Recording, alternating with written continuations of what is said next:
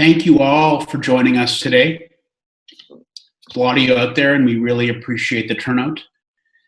I'm Jeff Jacobson, one of the co-founders of Talent Bureau. I'm at home, as are you, or as you should be. My partner and co-founder, Jeff Lonis, is going to be joining us a bit later in today's session. I want to thank Corey Hirsch and Jesse Hayman for joining us today, as well as our amazing Talent Bureau team for helping set this up.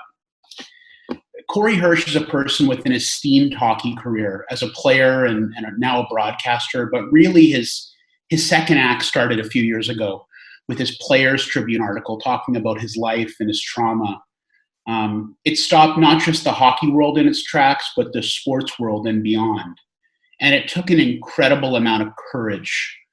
For those of you who haven't read it, I would strongly suggest you do so. Corey's been in that place that some of us are in right now. And he has a lot of advice and tips to help us cope. I have a huge amount of personal admiration and respect for him, and I'm so grateful he's agreed to share his story today. Talent Bureau as a company, we're in this unique position where we're helping our clients navigate the challenges of their respective industries, whether it's HR, agriculture, pharma, food services, and what they're asking for right now across the board is support for their teams and individuals on their teams who are dealing with a lot. So we wanted to host this session for them, our community, our clients, our friends, supporters on managing mental health in challenging times. So we'll bring in Corey first, who has some slides he's going to put on the screen. And then after about 20 minutes, Jesse Hayman from jack.org will join him for a Q&A. So thank you again for joining us. Enjoy. And I'd like to now welcome Corey Hirsch. Hi, Corey. Hey. We're up and running. This is great. I just want to say hello to everybody. This is fantastic.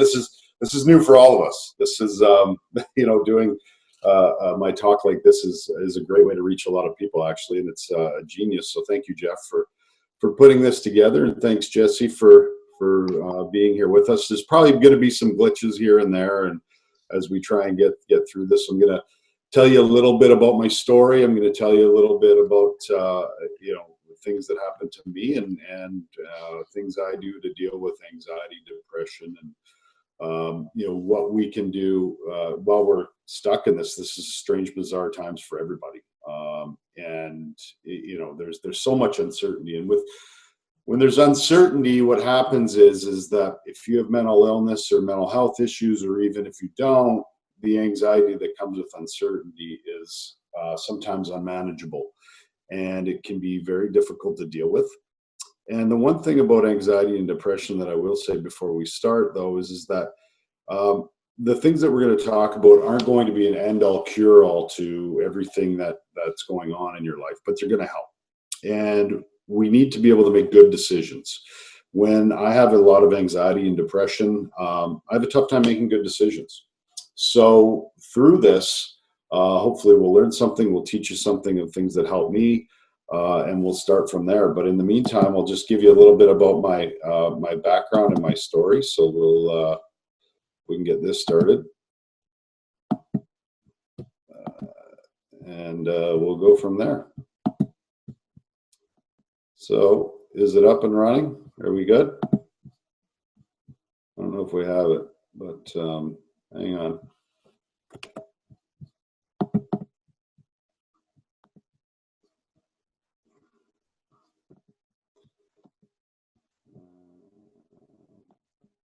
All right, there we go. So hopefully you can all see that, and we can start a little bit of this presentation. So this is myself. I've been a speaker now for probably the last couple of years, but I do a lot. But just to tell you a little bit about my story to start. So I've dealt with anxiety and depression probably my whole life. Not that I can remember in my teens much that had gone on, but where it really started for me was after the Olympics. So 1994, we had won a silver medal with Team Canada. Peter Forsberg scored on me in the shootout for the shootout winner, and it's now become a famous move that NHL players use. And it's interesting because I'm a broadcaster for the Canucks now. And when these guys go in on breakaways, they do what they call as a Peter Forsberg. And I go and I tell them and I say, hey,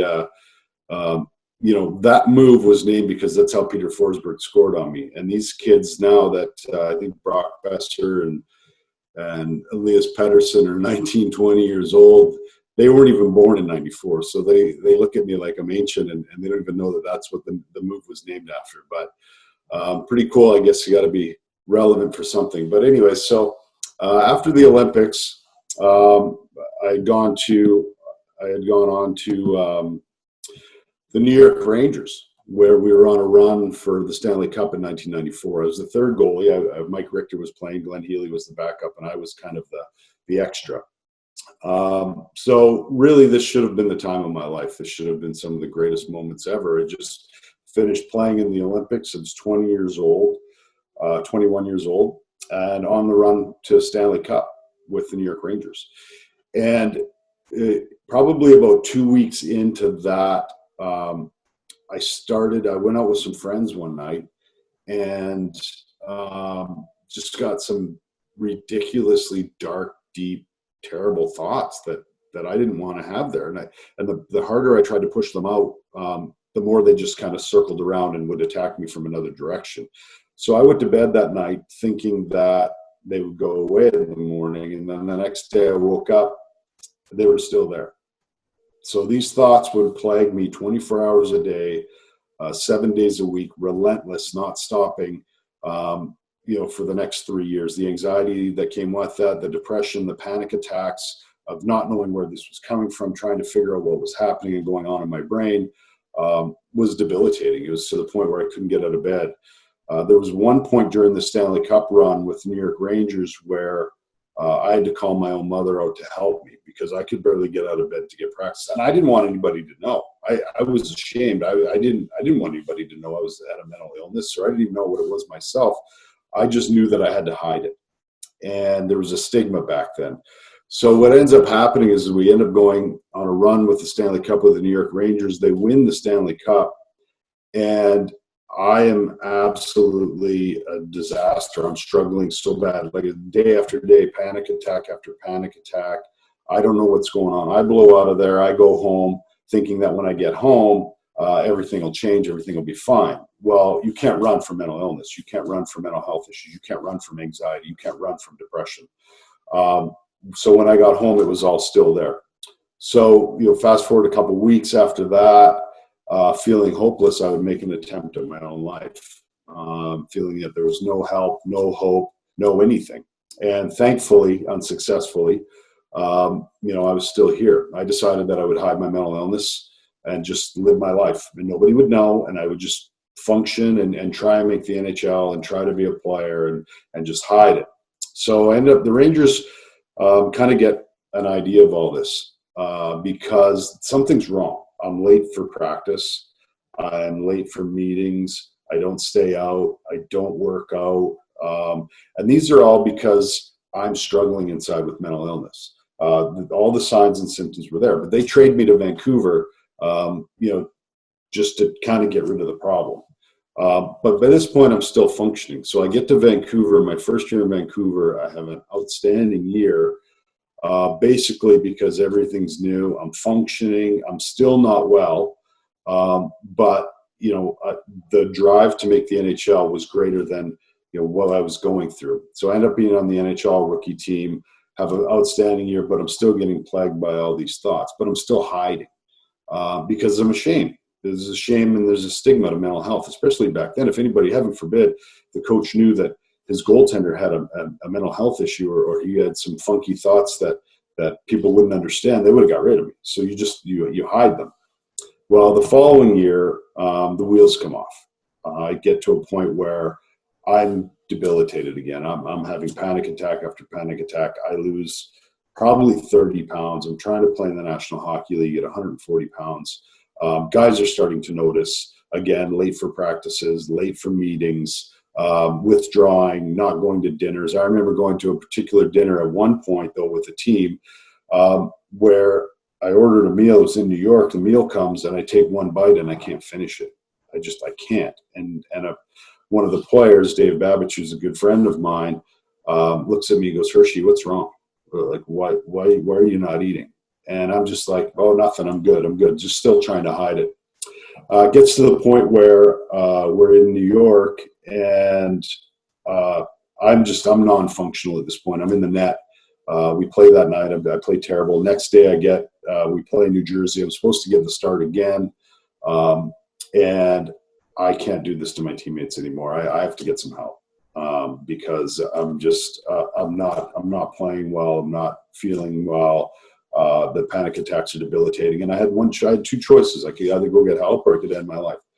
And I decided to go get help. So I pulled a trainer aside in New York, underneath the building at the Coliseum, Nassau Coliseum in New York, and just basically let everything out and basically told him I need some help.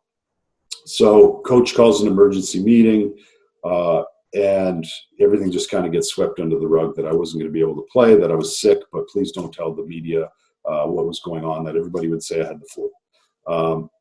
So add more shame, add more stigma to everything. But what happens is then I end up getting back to Vancouver, and a therapist comes to my house because I'm too embarrassed to go to a therapist office. Heaven forbid someone saw an NHL player walk into a mental health therapist office, a psychiatrist office. So because of the stigma. So I'm in my apartment, and a therapist comes to my apartment, and with 15 minutes, he diagnoses me with obsessive compulsive disorder. And I'm like, really? 3 years of suffering, made an attempt on my own life, was about to probably make another. And within 15 minutes, I got diagnosed with obsessive compulsive disorder.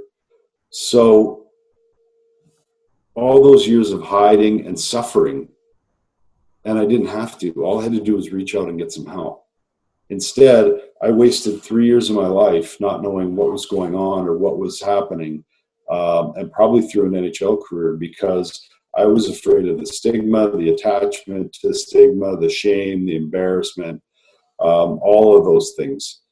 And let's just get through. There's me with Vancouver.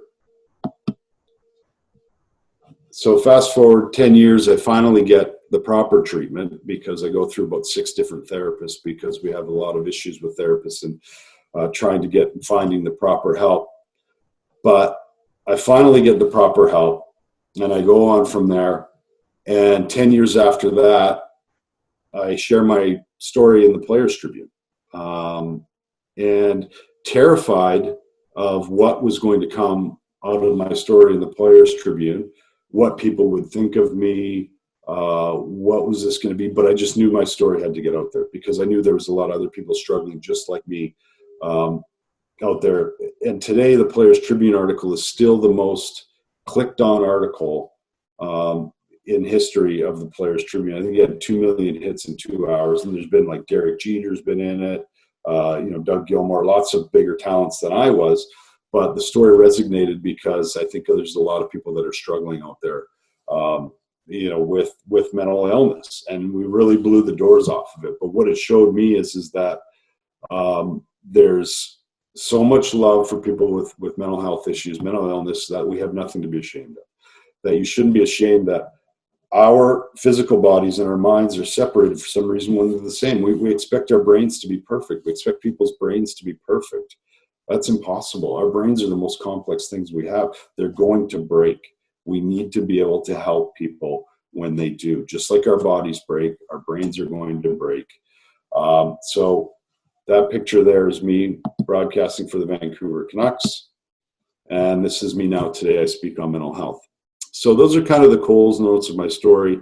There's a lot more to it, obviously, than that. We're with this, but that's really what happened. But the gist of it is that there's no shame in anxiety. There's no shame in depression. And that, you can go on to do wonderful things, such as play in the NHL, broadcast, speaking, whatever, and it shouldn't hold us back. But we're in a much better place now than what we were. So I'm going to give you some things that might help you during the times that we're going through, there's some signs of depression. It's okay. We get sad every once in a while. Everybody gets sad every once in a while.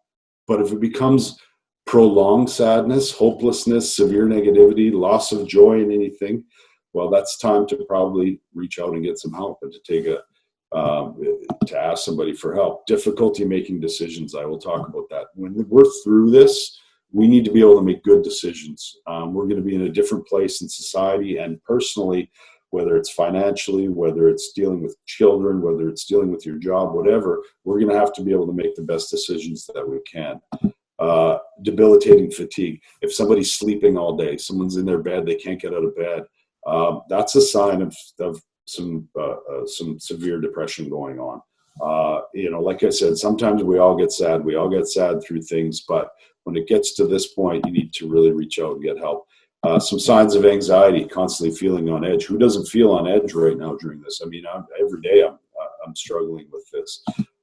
Shortness of breath, feel sick to your stomach every day, chills, hot flashes. These are all things that I went through. These are all things that I still deal with. Constant worry about something bad happening. We're in uncertain times right now, and these things are happening. Restlessness or sleeping problems. Sleeping can be a big one. Feeling like your heart is racing, having a heart attack. Those are signs of anxiety. Those are signs that you need to get some help. And there's some ways that we can deal with this. Now, if someone comes to us, how can we offer support? Well, one of the biggest things for me was I needed someone to listen to me without judgment, and I needed to know that someone was a safe person to talk to, that I could come forward with my story, that I didn't have to worry about them judging me, that I could come to them and tell them what was going on with me. If you don't have that and you're going to someone that is judging or isn't safe to talk to, they're not going to open up to you. So we need people to open up to us. And when they do, we need to listen without judgment, let people know that we're a safe person to talk to. Especially during times right now, pointing out how great a person's life is does not help. We have a lot to be thankful for, but when someone is in a series of throes of really struggling with anxiety, depression, it just makes them feel worse that they're not grateful for what they have, and it's out of their control. I didn't ask for anxiety, depression, just like someone doesn't ask for cancer, just like someone doesn't ask for diabetes, but it just happened to me. And you could have pointed out that I was in the Olympics, that I was on the run for a Stanley Cup, that I was 21 years old and having this. It didn't matter. I needed professional help, and that's what I needed to get. Reassure a person that help and treatment are available. One of the biggest things for people is hope. Hope that they won't always feel this way. Hope that things will get better, and that there is treatment and things available.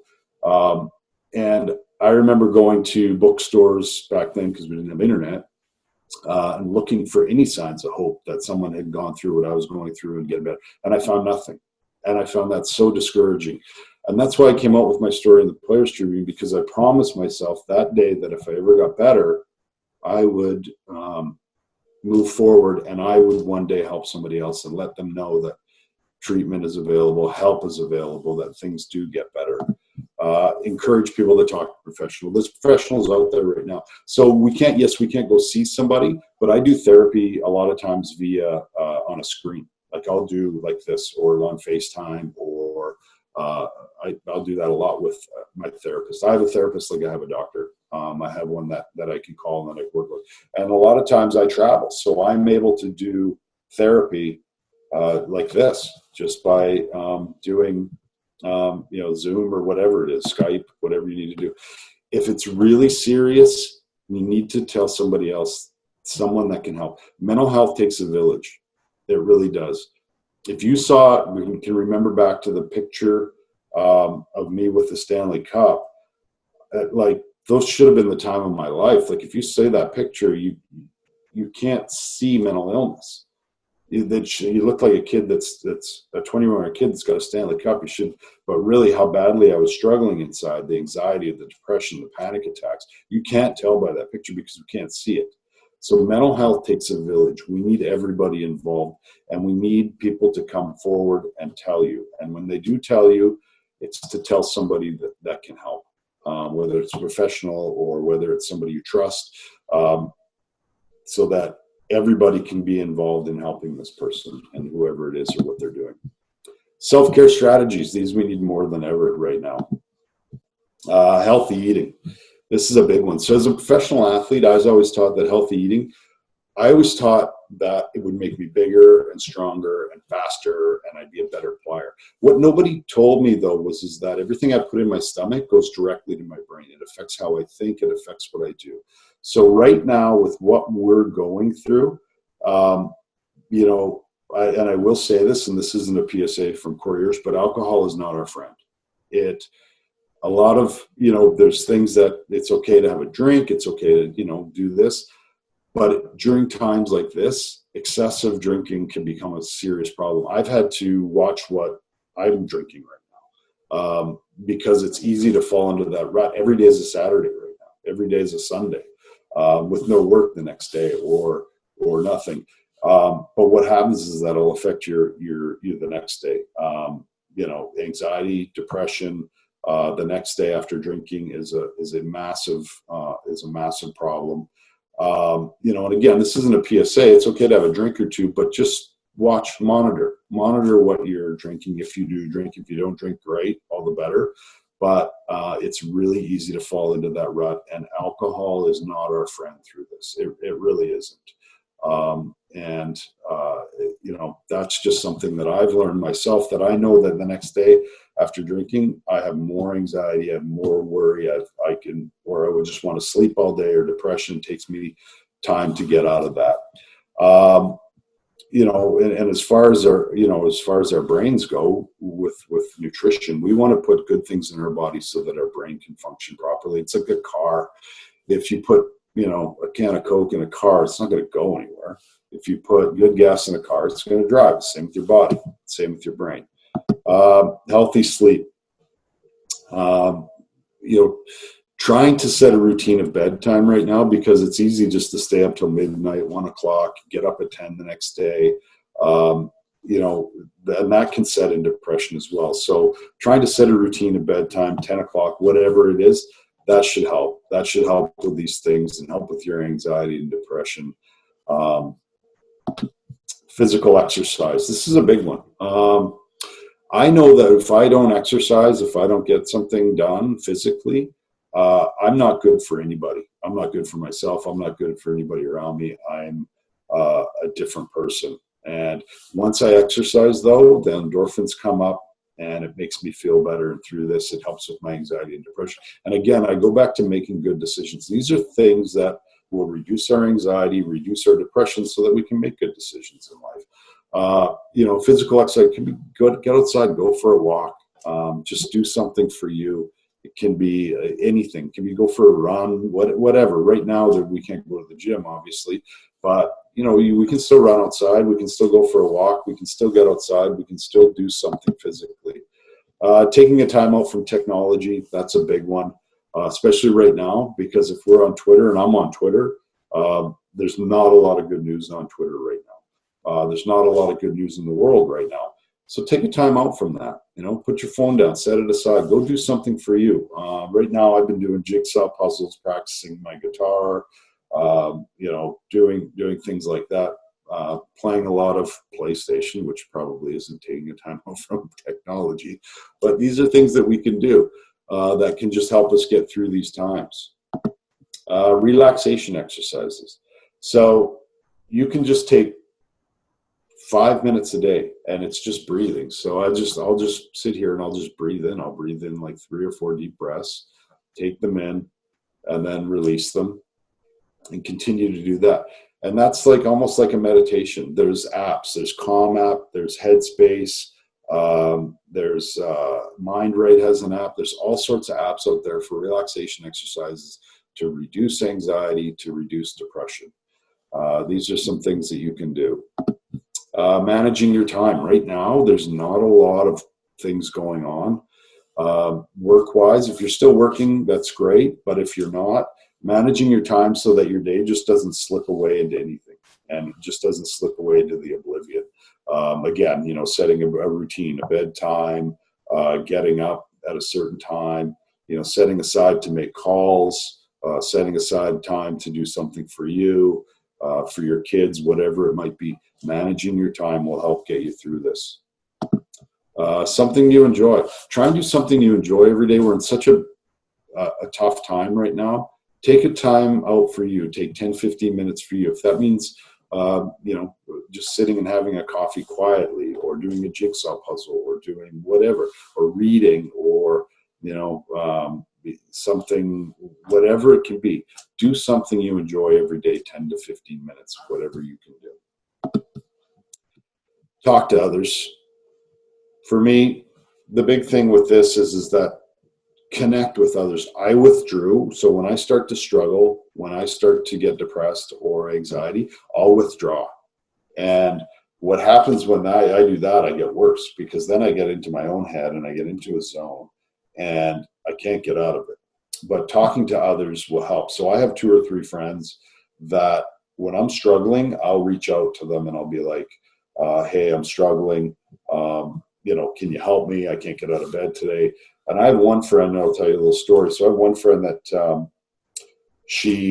I was struggling at one point. I was depressed. I texted her. I was like, I can't get out of bed. And she's like, just get up and brush your teeth. And I'm like, really? How's that going to help me? Get up and brush my teeth? I'm severely depressed. I'm laying in bed. I can't get out of bed. She's like, just get up and brush your teeth. I said, okay. So I went up. I got up. I brushed my teeth. I was like, okay. Next thing I know, I was in the shower. Next thing I know, I was downstairs making breakfast. Next thing I know, I'm doing things. Yes, that day still sucked. It was hard to get through, but it got me moving. It got me out of bed. It got me functioning. It had a purpose to me. So with this, that's another thing, talking to others. So I'll go into get dressed every day. Wearing sweatpants every day, or if you got to put a suit jacket on, if you got to put a suit on and walk around the house to make yourself feel better. Those are things we need to do to get to start feeling better. So what can I do for my mental health? What do I do?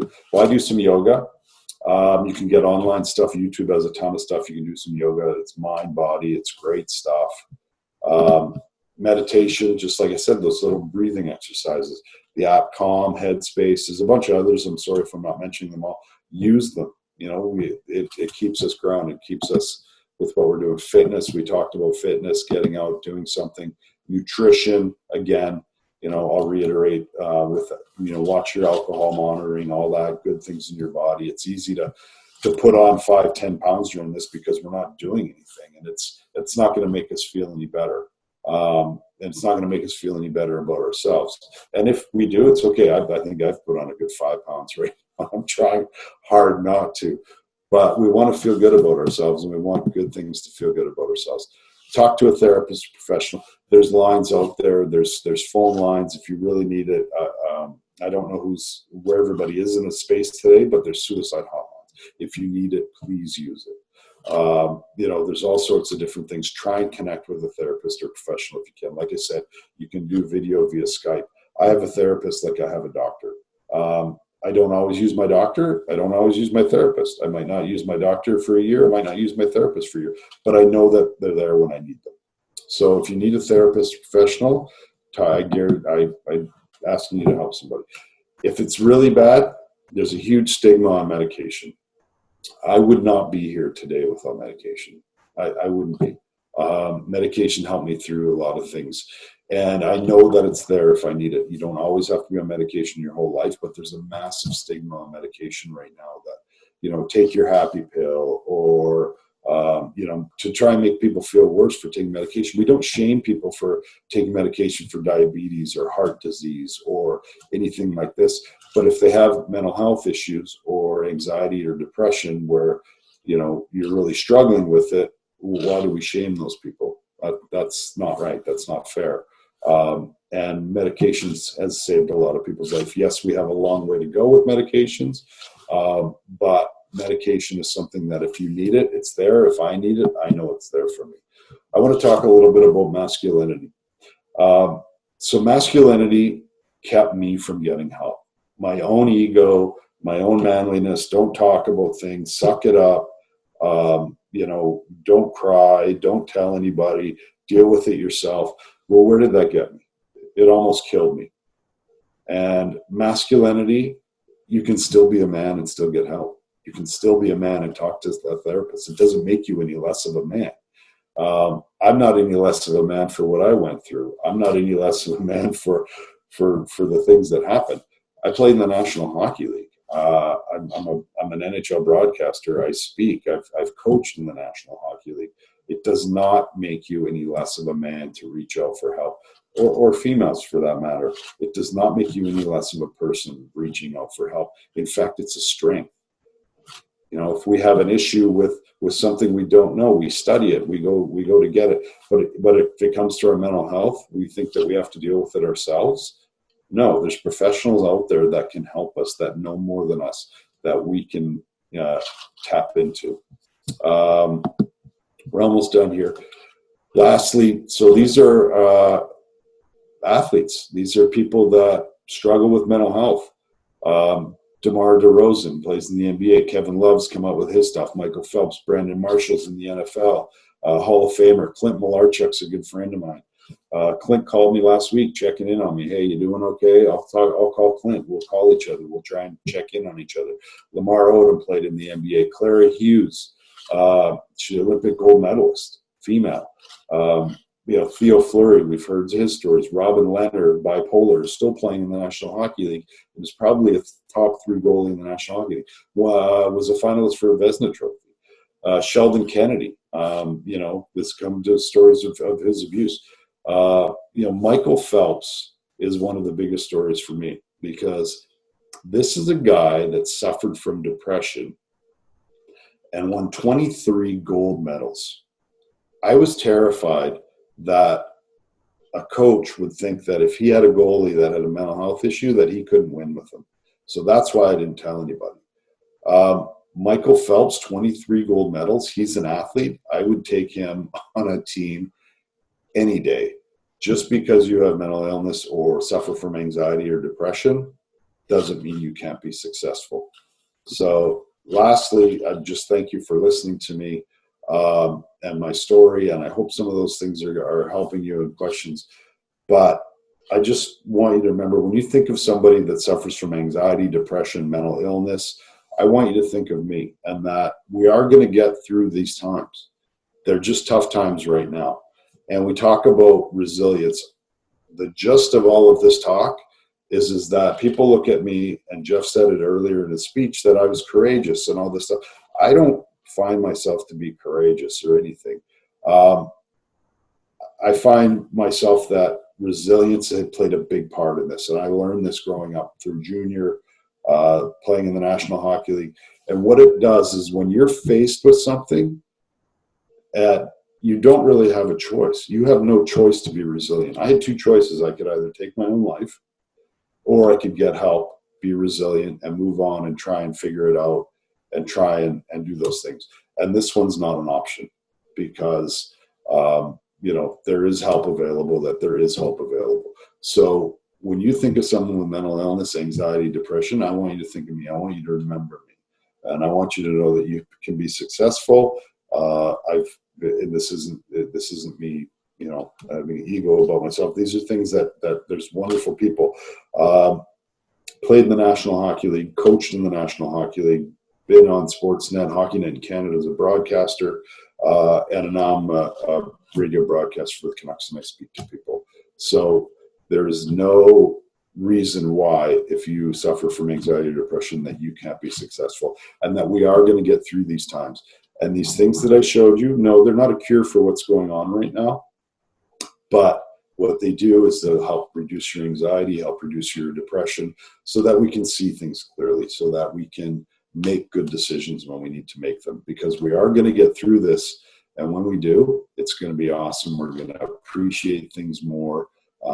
And we're just going to enjoy things more. I know I will. So thank you for letting me speak today. Jesse, if there's any questions, please, let's have them.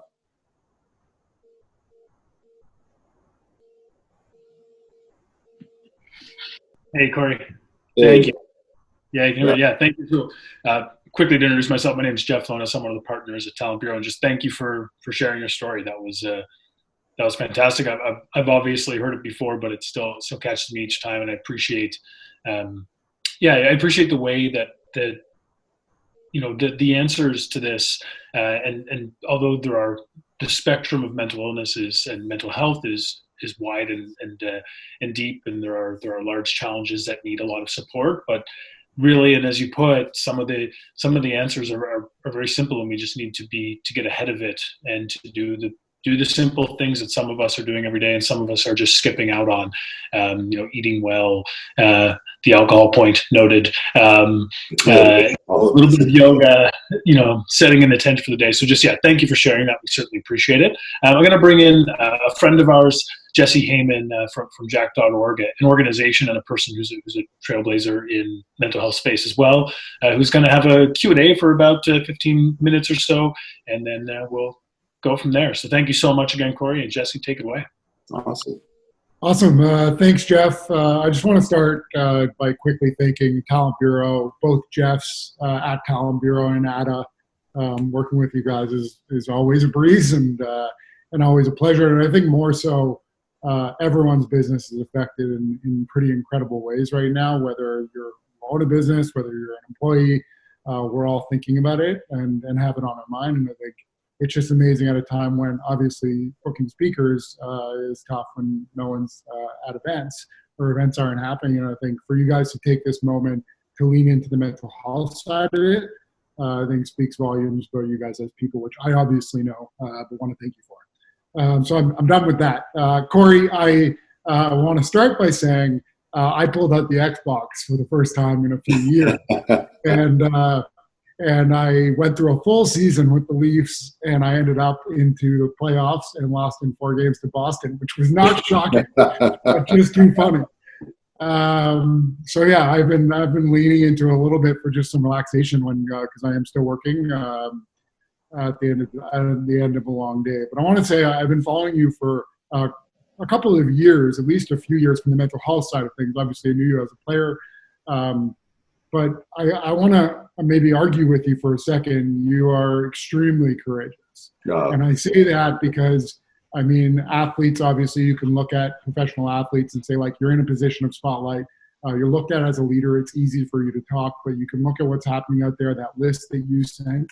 While that list is sort of long and there's 10 people on it, and there's many more that have come out and spoke, it's really quite recent that people are willing to speak, and it's still so stigmatized in sport. And if athletes were as comfortable as you are, as DeMar DeRozan is, as Clara Hughes is, of speaking up, I think we would quickly see change that we're not seeing. So I think you guys, that list, and you are trailblazers, and I thank you for it. And especially I want to touch on the masculinity side. Prior to jack.org, I was at Movember for 7 years, and obviously working on men's mental health. And one of the stats that stands out is suicide is 3 times as likely and 3 times as common in men as it is in women.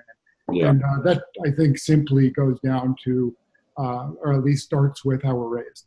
And I think one of the things you're doing, other than probably giving some self-care tips and advice and thoughts and insights to the people that are listening, what you're also doing is breaking down some barriers and stigma and shame for men and the way that they lead young people, and not just men, but women and the way they lead young men in sport, whether that's coaches, fathers, anything else. So thank you for leading the way in that way. I wanted to start on the sports side of things. I've had coaches in my life that are so positive, and in fact, I would probably call a couple of them out as the most positive people for my development throughout my life. I also have coaches that have done the opposite, in that they haven't had a very positive effect because of things that have been said, whether it's, remarks around sexuality, whether it's mental health, whether it's about sucking it up. And I think some of the listeners on this call may not be athletes, but they work somewhere. And business leaders have much of the same effect. Like coaches have those, especially in the younger years, formative years that really do, in some cases, decide how people's personalities, confidence are going to work, and how confident they're going to be as people and what their mental health will be like. On the other side, in your professional career, especially in early years, your leaders really do help decide how you're going to act as a person, your confidence, and ultimately it affects your mental health. So I'm curious if you can speak to coaches you've had in your life and what you think the one and like the kind of more vital things that coaches can do, leading young men and women in their early years to help their mental health then, but also later on and set them up for success.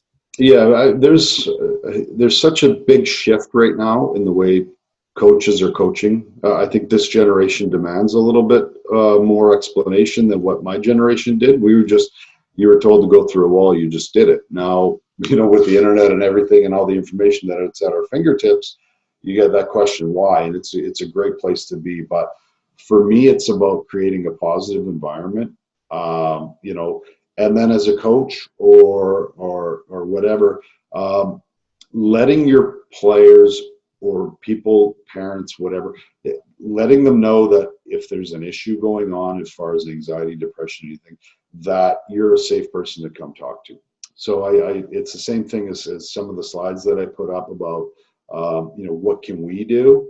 Well, first off is you let people know that you're a safe person to talk to, that you're not going to judge them, that, if they need help, you're going to get them help, that you're going to create a safe environment for mental health, that, if someone's having issues, that again, I use the term, it takes a village, right? It really takes a group of people, because mental illness or mental health, I shouldn't say mental illness, even anxiety, depression, it doesn't have to be a blatant diagnosable issue. We all suffer from anxiety, depression, but sometimes that can be alleviated by just talking to somebody and being a friend, and just creating an environment that is going to be a judgment-free zone on mental health, because we all deal with it.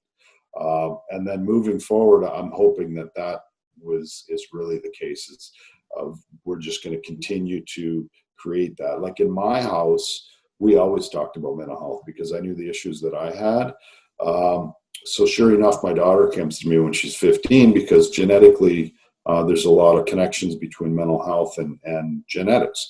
So when she was 15, she came to me and we went and we got her help, and she will never get to that place, that deep, dark place that I did, because she was able to come forward and talk to me about it, and we were able to get her help right away. So what I look at is that if I had had a safe place and I could have gotten help the next day, after that night out, I was with my friends, I would have never gone through 3 years of that, and 3 years of suffering and making an attempt on my own life. And I could have gotten help the next day, and I could have gone on to probably have a longer NHL career. I don't know, maybe talent kept me out of that, but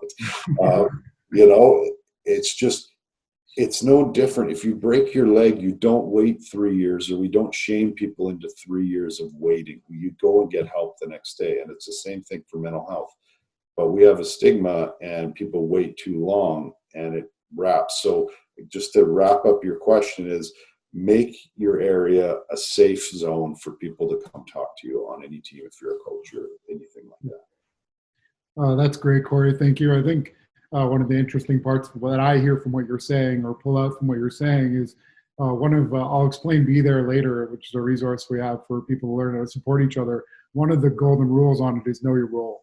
And I think what's interesting in a coach of like you opening the door doesn't mean you need to solve the problem, but it gives someone an avenue that they can reach out for help, and you can direct them to the help and the right place for it, which may not be you, but it doesn't open you up to be in a vulnerable place where you're trying to help someone you don't know what you're doing, because you can easily just connect them to help. So I think that's, it's a great point around coaches, and coaches and anyone that goes to business leaders, wherever you're coming from, but just do your best to try to create that safe space of a non-judgmental spot where people can reach out to you if they need something. So thank you for that, Cor. The next thing I just want to chat about, you mentioned therapy a few times, which I think is like so vital for us to continue to talk about anytime we talk about mental health, because as much as mental health has become mainstream, and obviously more people are accessing therapy, though therapy is getting harder to access in regards to the percentage of us getting it. Finding a therapist, first of all, going to your first therapy session can be very difficult and something that we need help preparing for. And secondly, it might take you 3 or 4 or more therapists to find the right person for you. Yeah. And I know, I think as well as anyone, that we can all benefit from going to a therapist, struggling with a mental illness or not. Having a friend that you can talk to and doesn't need to talk about themselves ever, but just listen to your problems cannot be a bad thing. Yeah. But on the side of finding that therapist for you, especially for when you're really struggling, I know many people that get turned off by the process because they went to that first session. They have to spill their history, and that person isn't for them. And they are human. It's a human-to-human connection. Can you speak a little bit to that process and any thoughts or advice you have for people that may have been let down by a therapist and don't think it's for them, but maybe due to the fact that they just didn't have the right person to begin with? Yeah, it's, I mean, I went to I've probably been to 7 or 8 total in my life, different ones. Some I liked, some I didn't like, and it didn't mean I didn't like them as people. I just didn't connect. So with mental health, you're having a pretty personal conversation. You should probably connect with the person. And there's going to be people you don't connect with. There's people in everyday life that I don't connect with that I'm just not going to, right? It's just the way it is. But don't give up. Just because 1 isn't someone that you connect with, or even 2, someone might not be, or even maybe 3. It took me 5 or 6 again before I really found somebody that could truly help me. Don't give up, because eventually I did find somebody that helped me. And you're right, it's a personal connection. So yeah, it can take a while. Just be patient. So mental health, the way I talk to people and the way I tell people is that it's a marathon. It's not a sprint. I mean, this is lifelong stuff that we're doing here, right? Anxiety, depression. We're all gonna. I'll deal with it when I'm 50. I'll deal with them. These are things to help me. So it's not a sprint to get better the next day. Yes, it is to try and feel better, of course, but it's a marathon. It really is, and you have to be ready for. It takes time, and be patient. And there is help available, though. That there are people out there that can help you. Please don't get discouraged if the first one you see, or even the second one, doesn't make a connection for you. There is somebody out there for everybody. Awesome. Thanks, Cora. And I think I want to just jump into there for a little longer. I mentioned your first therapy session can be quite hard. You're not sure what to prepare for. And I think especially during COVID right now, I think there are a lot of people taking a stab with more time at their first therapy session, because we seem to put it off to the side because we don't have enough time, especially those coming from like bigger cities. And now some of us have a lot of extra time on our hands, and video therapy is available, and more therapists are putting that out there. And so do you have any thoughts or advice for people on how to prepare for their first therapy session? What to expect, that sort of thing? This is what the great thing is that people think that they need to go to this therapy session and they have to be the one to do the work. You're with a trained professional. They're going to ask you the questions, and they're going to draw out the story or whatever you need to talk about. These people are great at what they do. They're trained. They've gone to school. They've done. So your first session, really, what you need to be prepared for is just to try and connect with somebody, make a connection. And go and just be able to, you can divulge as much as you want in the first session. You don't have to. A good therapist will be able to draw what they need out of you. It's no different for me than going into a doctor's office. I walk in, there's a receptionist, therapist comes out, hey, let's go into this room. We go into the room, and I sit in a chair or whatever, and she sits in a chair, and we just chat.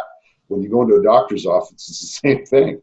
You go into a room, you sit in a chair, but we're not afraid to go into a doctor, right? But we're afraid to tell people what's going on in their brains. And sometimes what's going on in our brains can be scary and funky, and and we don't want to divulge too much. But I guarantee you, a good therapist has seen all of it, and if you're in there and you're willing to get help, they are there to help you. And there's wonderful people out there. Like I said, I have a therapist like I have a doctor.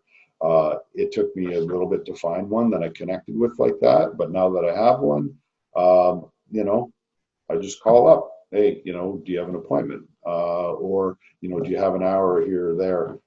And it's really a lot less scary than what people think it is. Awesome.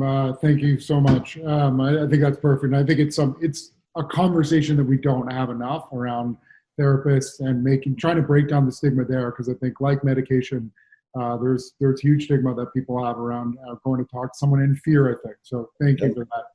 I think we have about 5 or so minutes left, so I'm going to take some of the Q&A that's being sent over to me. So I think we're 5 more minutes. What advice would you give to people that are alone right now? And this is an audience question from Nick. They're sitting, they're quarantined, there's no one around them. Do you have any thoughts or advice for them? Well, there's 2 sides of that. If you know somebody that's alone, make sure that you're checking in on them. Make sure that you're texting them, make sure that you're calling them, make sure that they're doing okay. That's one thing for someone that knows that somebody's alone. If you're alone, it's very easy to withdraw. It's very easy to not talk to anybody. It's very easy to lay in bed all day, or to even drink by yourself. All those things can happen when you're alone, right?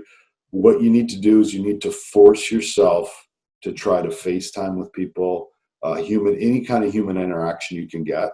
Try to get outside, get up, get dressed, have a shower, get dressed. We have these silly stigmas around, well, how silly would that be is if I got up and I put a nice jacket on and a nice shirt and I'm just walking around and it's just me all day in my own house. It's not about that. It's about making you feel good about yourself, right? And if you're laying around in sweatpants all day and a t-shirt and you don't shower and you don't, 2 days goes by, 3 days goes by, how good do you feel about yourself? You're not gonna. So there's little brain tricks just by getting up and getting dressed. I had a friend whose dad worked from home, and every day he got up and put a suit on and went down in the basement, and that's where he worked from. But he put that suit on because he was going to work, right? Nobody was going to see him, but it created a presentation of himself that a mindset that he was, ready for the day. So if you're alone, those are the things. Make sure that every day that you're connecting with somebody, FaceTime, some sort of human interaction, whether it's phone, text, try not to withdraw, shower, get dressed, try and eat properly, learn something new, go online, take an online class, do something that, isn't going to make you feel as alone. That's awesome. Thank you. One thing I want to jump into there that you said, and it isn't the question that was asked, but I think you made a very good point, was checking in on others. And we heard Justin Trudeau the other day ask the country to check in on your neighbors, see that they're okay, be there for each other, that sort of thing. And one of the questions in the Q&A that we're getting is, how do I do that? And so I'm going to take a second to just plug for everyone. Jack Gador created a website called Be There, and it's found at bethere.org. And it's one of the things we realized is we're all telling each other to be there for each other and support one another, but we're not getting the professional support that we need when we need it. It takes some time unless you can afford to pay for it. And your friends and your family don't necessarily know how to be there for you. So we built Be There to do exactly that, give people the skills to know how to reach out, not just reach out, actually have a relationship with one another, and be able to support someone in a real meaningful way for them. And one of the questions was, how do I be there for that person? So do you have any thoughts or examples of a way that someone has been there for you? I know you mentioned your friend who spoke about the toothbrush, but any good examples of or advice on how to be there for someone and what it means to be there in a meaningful way?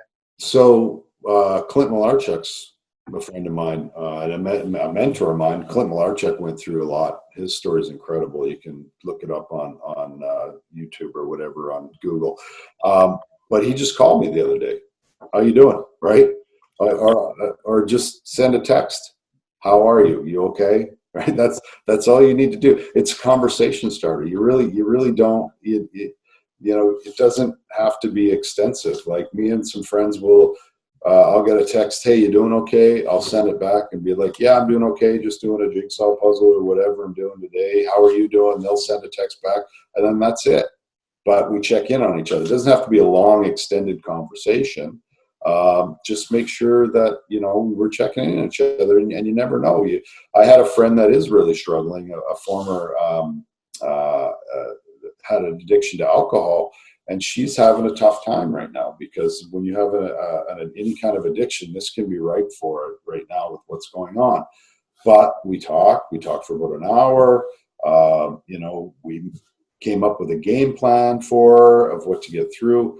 If she's struggling, she's going to call me. Just again, letting people know that you're someone safe to talk to. I'm not qualified to help, therapeutically. I don't have a degree. But I can listen, right? And I can lead people in the right direction, just like you said. Yeah.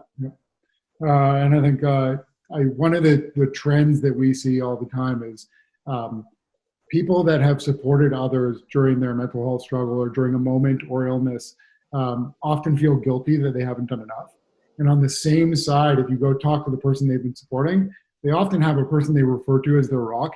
And it's usually that person that felt guilty that they haven't been there for them. So just throwing that out there, the little things do matter. And I just want to thank you for doing this and thank the Talent Bureau for putting it on. I think it's an amazing conversation to have. Well, thank you. Thanks, Jesse. And yeah, thank you again, Corey. Really sincerely appreciate you taking the time to chat with everyone today.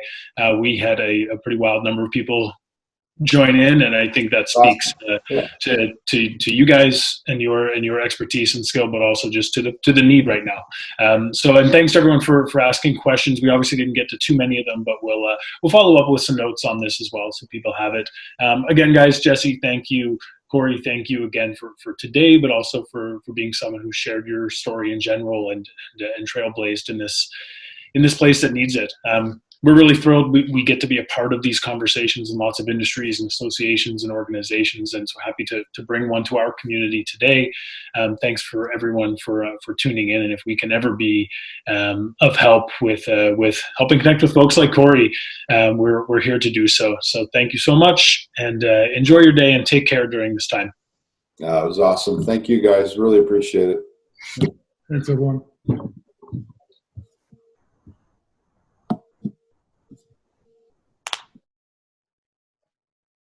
Bye now.